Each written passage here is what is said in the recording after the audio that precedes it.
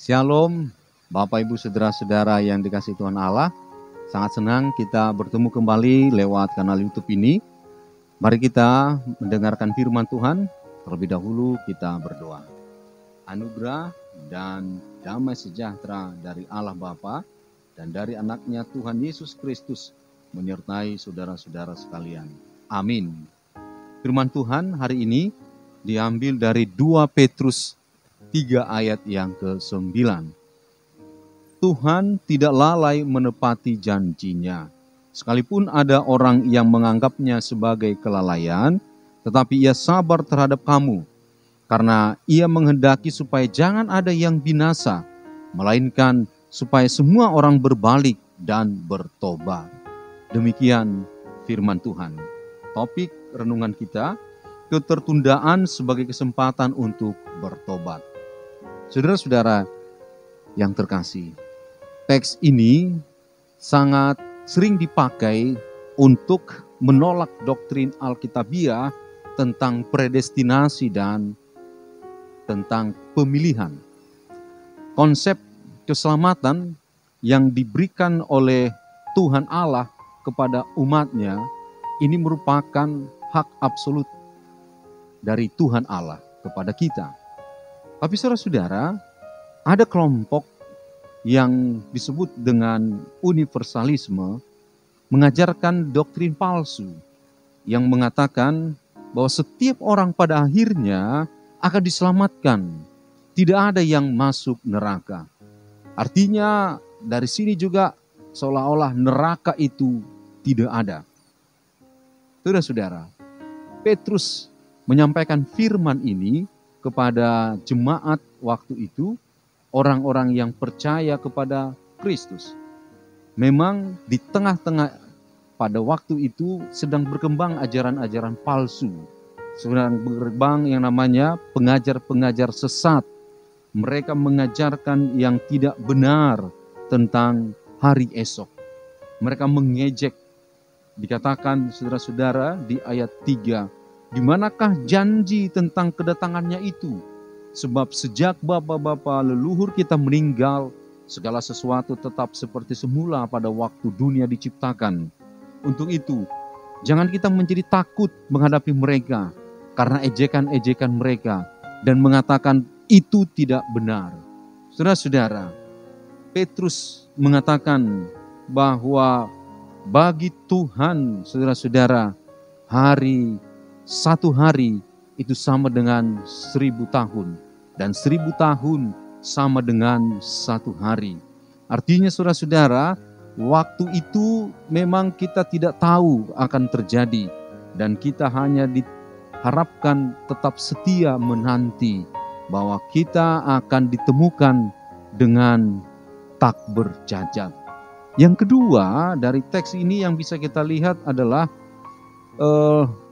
dia menginginkan pertobatan. Jadi kita disuruh, esok adalah hari kiamat. Dan hari ini kita mempersiapkan diri kita untuk tetap ditemukan dalam tak bercacat. Kita bertobat, kita mendapatkan kesempatan yang dari Tuhan. Bisakah kita bayangkan saudara-saudara, waktu itu saat terjadi tsunami, bencana itu luar biasa hebatnya. Apalagi kalau kita lihat dalam Alkitab, hancurnya Sodom dan Gomora. Dan lebih dahsyat lagi, yaitu pada akhir zaman. Oleh karena itu, kalau firman Tuhan berkata di sini, bahwa ia menghendaki supaya jangan ada yang binasa, melainkan supaya semua orang berbalik dan bertobat. Karena begitu ngerinya hari esok itu, maka dia menghendaki kita supaya selamat. Tetapi bagi orang yang tetap bebal, bagi orang yang tetap tidak mau bertobat, maka penghakiman itu akan terjadi dan mereka akan masuk neraka.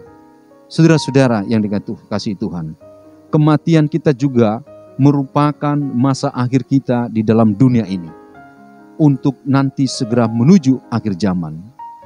Mungkin ada yang sedang menghadapi pergumulan berat, baik karena dosa-dosa kita, karena kejahatan yang telah kita lakukan, atau ketika kita melihat arah perusahaan kita akan ambruk karena kesalahan kita, keluarga kita sedang berada dalam keruntuhan, relasi kita dengan orang lain diambang perpecahan. Tapi jika masih diberikan waktu dan semuanya masih belum hancur lebur, bangkitlah, perbaikilah, selesaikanlah masalah itu. Berdoalah kepada Tuhan agar Dia menyertai saudara untuk memulihkannya. Jadi firman ini, selagi masih ada kesempatan diberikan Tuhan, pakailah itu untuk memulihkan, untuk memperbaiki, dan untuk kita bisa bangkit kembali. Amin. Kita berdoa. Bapa kami yang di sorga, kami bersyukur ya Tuhan, buat firman-Mu yang telah kami dengarkan. Engkau memberikan kepada kami orang-orang yang berdosa, orang-orang yang masih jatuh dalam berbagai kesalahan. Ya Allah Bapa, kami mohon agar Engkau memberikan kami kesempatan, agar kami dapat bertobat dan memperbaiki semuanya Tuhan bersama-Mu. Tuhan Allah, kami mohon agar Engkau memberikan kepada kami berkat dan kekuatan untuk bisa bangkit bersama-Mu ya Allah Bapa. Berkatilah saudara-saudara kami yang saat ini sedang terlibat dalam pelayanan di gereja, agar Engkau menguatkan mereka menjadi pelaku-pelaku firman-Mu. Mereka menjadi garam dan terang dunia. Berkati Tuhan bangsa kami, negara kami. Berkati hamba-hamba-Mu yang terus menyatakan firman-Mu ya Allah Bapa. Biarlah mereka tetap semangat untuk memberitakan Injil-Mu. Terima kasih Tuhan, ampunkan kami dari dosa kesalahan kami. Dalam nama Yesus Kristus, kami berdoa dan mengucap syukur. Amin. Bapak, Ibu, saudara-saudara yang dikasihi Tuhan Allah, selamat pagi, Tuhan Yesus memberkati. Shalom.